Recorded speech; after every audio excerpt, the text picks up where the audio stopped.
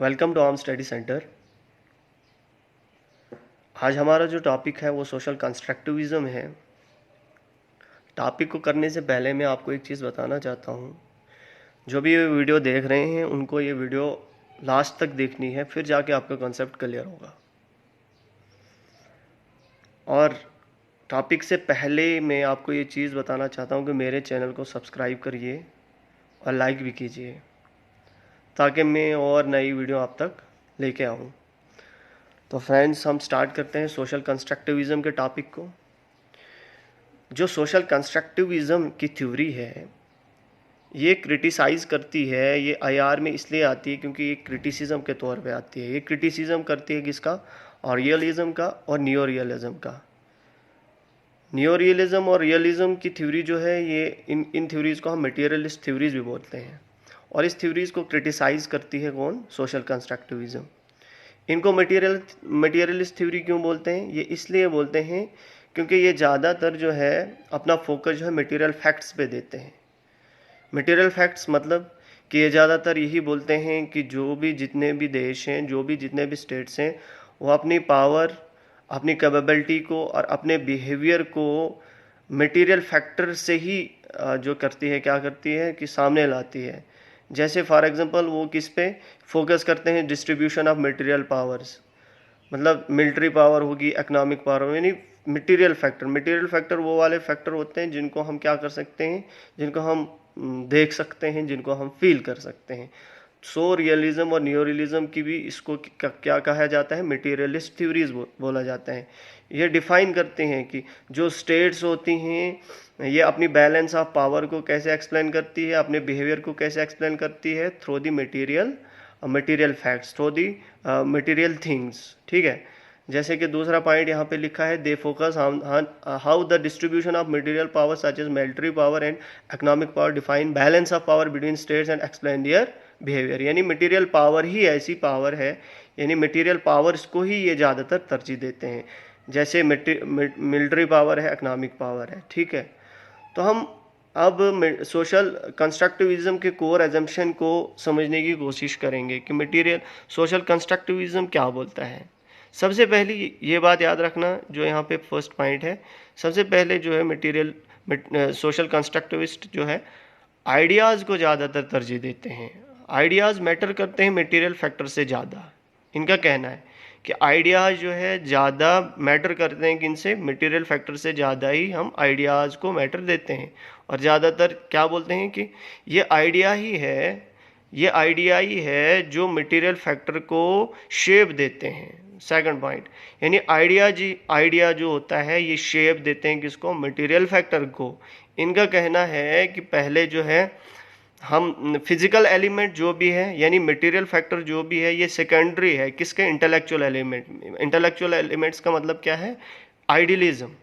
यानी जो भी मटेरियल फैक्टर है ये सेकेंडरी है किससे? प्राइमरी फैक्टर, यानी प्राइमरी एलिमेंट से, यानी इंटेलेक्चुअल एलिमेंट से। अब कैसे? देखो, इसके लिए इन्होंने एक एग्जांपल दी हुई है, इसको हम अच्छे से समझेंगे। यानी आइडिया और मटेरियल में क्या डिफ्रेंशिएशन है, जो ये एक एग्जांपल देते हैं। और कैसे ये रियलिज्म और नियो रियलिज्म की थ्योरी को क्या करते हैं? क्रिटिसाइज करते हैं। ठीक है। इनका कहना है कि 500 British nuclear weapon are less threatening to US than 5 North Korean weapons. यानी बोलते हैं कि ब्रिटिश की 500 न्यूक्लियर वेपन जो है कम नुकसानदेह है किसके लिए? यूएसए से, देन 5 नॉर्थ कोरियन वेपन्स।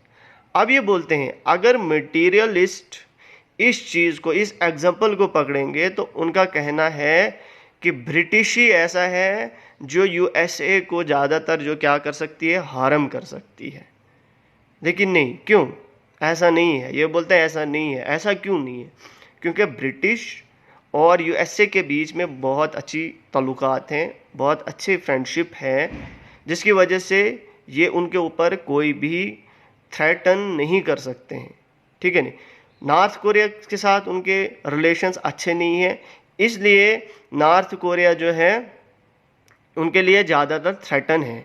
यानी उनके 5 नॉर्थ कोरियन वेपन्स भी बहुत भारी पड़ सकते हैं किसके ऊपर? यूएसए के ऊपर, वो उसको डिस्टर्ब कर सकते हैं, उसको फेयर में डाल सकते हैं। इसलिए सोशल कंस्ट्रक्टिविस्ट बोलते हैं कि जो भी 500 ब्रिटिश न्यूक्लियर वेपन अगर रियलिस्ट के सामने डाले जाएं, 500 ब्रिटिश, वो बोलेंगे कि 500 ब्रिटिश से ही इनको नुकसान हो सकता है, ना कि नॉर्थ कोरिया से। लेकिन ऐसा नहीं है। वो क्या करते हैं, वो ज़्यादातर जो है यूएसए जो है किससे ज़्यादातर थ्रेटन होता है, नॉर्थ कोरिया से, क्योंकि उनके साथ उनके रिलेशंस अच्छे नहीं हैं। तो यहाँ से हमारे पास एक चीज़ निकल के आती है कि जो भी यूएसए है, यानी जो भी रियलिज़म है या न्यो रियलिज़म है, वो ज़्यादातर मटेरियल फैक्टर को क्या देती है, तरजीह देती है, आइडियाज़ को तरजीह नहीं देती है। क्योंकि जो भी यूएसए की आइडियालॉजी है, यूएसए के आइडियाज़ हैं, यूएसए का फेथ है, बिलीफ है, वो क्या कहता है, वो कहता है कि नहीं, हमें नॉर्थ कोरिया से ज़्यादातर खतरा है। हालांकि उनके पास सिर्फ 5 न्यूक्लियर वेपन है, और ब्रिटिशर्स के पास कितने हैं, 500 न्यूक्लियर वेपन। उनके साथ फ्रेंडशिप है, उनके साथ क्या है, रेवलरी है। इसलिए जो है सोशल कंस्ट्रक्टिविज्म यहाँ से भी हमारे रियलिज्म और नियर रियलिज्म की थ्योरी को रिजेक्ट करते हैं। और क्या बोलते हैं आगे, ये बोलते हैं कि सोशल वर्ड जो है, social world is something out there that exist independently of thoughts and perceptions of peoples involve. बोलते हैं कि जो भी वर्ड है हमारे सामने, ये थॉट्स से बना हुआ है। ये पीपल्स जब मिलते हैं, अपने थॉट्स देते हैं, अपने बिलीफ्स, अपने आइडियाज़ देते हैं, उसके बाद ही सोशल वर्ड बना है। ना कि ये इंडिपेंडेंटली बना है कि कोई थ्योरी आई, उसने बोला हाँ जी मिलिट्री पावर, इकोनॉमिक पावर, उसके बाद ही जो है सोशल वर्ड बना। नहीं, ऐसा नहीं है। बल्कि यहाँ वक्त वक्त से लोगों ने अपने अपने थॉट्स दिए हैं। बोलते हैं पीपल्स ने जो है अपने थॉट्स से, यानी अपने आइडियाज़ से इस सोशल वर्ड को कंस्ट्रक्ट किया है, बनाया है। ठीक है नहीं, ये सोशल कंस्ट्रक्टिविज्म बोलते हैं। इसलिए ये क्या बोलते हैं कि 8वां पॉइंट देखना, इंटरनेशनल सिस्टम जो है ये सेट ऑफ आइडिया है, ए बॉडी ऑफ थॉट है, ए सिस्टम ऑफ नॉर्म है which have been arranged by certain people at a particular time and place. बोलता है इंटरनेशनल सिस्टम एक ऐसा सिस्टम है जो क्या है, एक बॉडी ऑफ थॉट है, बिलीफ है, सिस्टम ऑफ नॉर्म्स है, जो कभी किसी दौर में लोगों ने मिल के बनाया, इसको अरेंज किया है। इसलिए ये क्या बोलते हैं कि अगर हम इस थॉट प्रोसेस को, इस आइडिया के प्रोसेस को हम डिस्टर्ब करने की कोशिश करेंगे तो ये पूरा सिस्टम चेंज हो जाएगा। पूरा सिस्टम क्या हो जाएगा, चेंज हो जाएगा। बोलते हैं कि इफ़ द थॉट्स, 9वां पॉइंट, लास्ट पॉइंट, बोलते हैं कि if the thoughts and ideas related to international system changed then the system will also change. अगर हम इस चीज़ को चेंज करने की कोशिश करेंगे तो पूरा सिस्टम हमारे पास चेंज हो सकता है। नेक्स्ट स्लाइड पे चलेंगे। कंस्ट्रक्टिविस्ट जो है सबसे ज़्यादा इंस्पायर्ड किसके कंसेप्ट से होते हैं, स्ट्रक्चुरेशन जो कंसेप्ट दिया था ये एंथोनी जिडन्स ने दिया था। एंथोनी जिडन्स क्या बोलते हैं कि स्ट्रक्चर जो है वो डिटरमाइन नहीं करते हैं कि एक्टर्स क्या करता है एक मैकेनिकल वे से। क्या स्ट्रक्चर जो है ये डिटरमाइन नहीं करता है कि एक्टर क्या करता है एक मैकेनिकल वे से। मैकेनिकल वे समझ रहे हो आप, मैकेनिकल वे मतलब कि कोई कुछ एक्टिविटी करना है। स्ट्रक्चर कभी डिटरमाइन, इस चीज़ को कभी स्ट्रक्चर इन्वॉल्व नहीं करता कि एक्टर क्या कर रहा है, कुछ काम कर रहा है फिजिकली, नहीं, ऐसा नहीं है। बल्कि एंथोनी जिडन्स क्या बोलते हैं सेकंड पॉइंट में, स्ट्रक्चर्स डू कंस्ट्रेंट एक्टर्स, क्या, but actors can transform structure by thinking about them and acting on them in a new way. बोलते स्ट्रक्चर जो है एक्टर्स के बिहेवियर को रेगुलेट कर सकता है, लेकिन एक्टर क्या कर सकता है, एक्टर जो है पूरे स्ट्रक्चर को ट्रांसफॉर्म कर सकता है। कैसे, अपने थॉट प्रोसेस से, उसके ऊपर एक्ट करके, उसके ऊपर सोच करके एक नए रास्ते से जो है स्ट्रक्चर के ऊपर काम कर सकता है। ये एंथोनी जिडन्स का स्ट्रक्चुरेशन है। सोशल कंस्ट्रक्टिविज्म सबसे पहले जो इंट्रोड्यूस्ड किया है किसने इंटरनेशनल रिलेशन में, निकोलस ओनेफ ने। कब, 1989 में। कब, 1989 में। लेकिन सबसे ज़्यादा जो है इसने पॉपुलरिटी कब हासिल की, जब बहुत सारे जो है आर्टिकल्स किसने लिखे, अलेक्जेंडर वेंड्स ने। बहुत सारे इन्फ्लुएंशियल आर्टिकल जो है अलेक्जेंडर वेंड्स से ही ये ज़्यादातर जो है इंटरनेशनल रिलेशन में बहुत ज़्यादा अच्छा मोमेंटम इसने पकड़ा। तो वेंड्स क्या बोलता है, अलेक्जेंडर वेंड्स क्या बोलते हैं? वेंड्स जो है सबसे पहले क्या है, नियोरियलिस्ट आर्गूमेंट को रिजेक्ट करता है। उनका आर्गूमेंट क्या था कि एनर्जी जो है वो क्या करती है, सेल्फ हेल्प को लीड करती है। आई समझ में? Energy must lead to self help.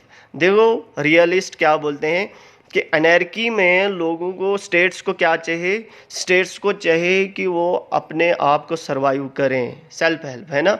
उनको क्या चाहिए कि वो पावर के पीछे भागे, वो पावर को एक्वायर करें। अगर वो पावर को एक्वायर करेंगे फिर ही जाके वो अपने आप को सर्वाइव कर सकते हैं।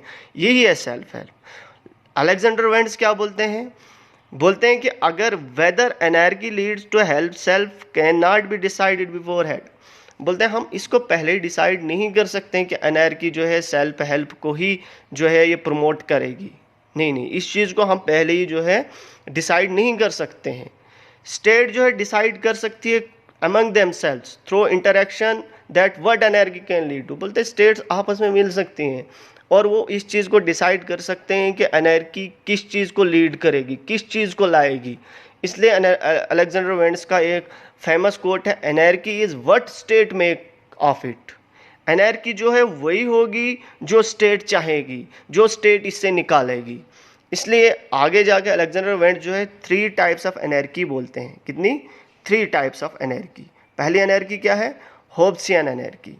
होब्सियन एनर्जी में अलेक्जेंडर वेंड्स बोलते हैं कि स्टेट जो है एक दूसरे को, state views each other as enemy. State एक दूसरे को एज ए एनिमी देखता है और ये क्या है, ये एक दूसरे के खिलाफ एक वार है। It is a war of all against all situation. लेकिन ऐसी सिचुएशन कब थी वर्ल्ड में?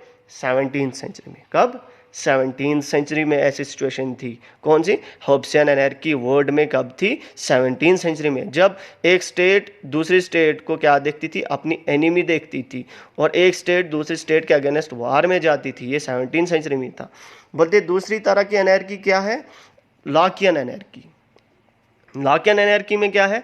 स्टेट जो है एक दूसरे को क्या देखती है? कंपटीटर के तौर, रिवाइवल के थ्रू, एक कंपटीशन के तौर देखती है। ठीक है नहीं? स्टेट जो है एक दूसरे के कुछ राइट्स को रिकॉग्नाइज भी करती है। ठीक है नहीं? और ये ऐसा दौर कब था? ऐसा दौर जो है आफ्टर ट्रीटी ऑफ वेस्टफीलिया 1648 के बाद। ऐसी जो है एनर्जी हमने कब देखी? वेस्टफीलिया में। एक दूसरे को कैसे देखते थे? कंपटीशन के तौर, रिवाइवल के थ्रू देखते थे कि ये स्टेट मेरी कंपटीशन है और एक दूसरे के राइट्स को भी कहीं ना कहीं रिकॉग्नाइज करते थे। और ऐसी स्टेट हमें कब मिलने, ऐसा एनर्जी कब मिलने को मिले हमने? आफ्टर वेस्टफीलिया के बाद, 1648 के बाद। और लास्ट कौन सी है? Kantian energy. कैंटियन एनर्जी क्या है? बोलते स्टेट जो है एक दूसरे को क्या देखता है? State view each other as friend. एक दूसरे को फ्रेंड की तरह देखती है और अपने डिस्प्यूट्स को, जो भी डिस्प्यूट्स होते हैं उनको पीसफुली सेटल करती है एक दूसरे के। मतलब कि वो वार के लिए नहीं जाते हैं बल्कि डिस्प्यूट को पीसफुली से क्या करते हैं? सेटलमेंट करते हैं, एक दूसरे को सपोर्ट करते हैं। अगर वार की सिचुएशन भी आ गई तो एक दूसरे को सपोर्ट करते हैं कि वार नहीं करना है। बोलते हैं कि जो कांटियन कल्चर है, जो भी कांटियन बोलता है, अलेक्जेंडर वेंड्स बोलता है Kantian culture has emerged among consolidate liberal democracy since world war second. बोलते हैं वर्ल्ड वार सेकंड के बाद जो है कांटियन कल्चर जो है एमर्ज हुआ और अभी तक यही चल रहा है। तो थैंक्स फॉर वाचिंग। ऐसी वीडियो को अगर आप और देखना चाहते हैं तो मेरे चैनल को सब्सक्राइब करिए और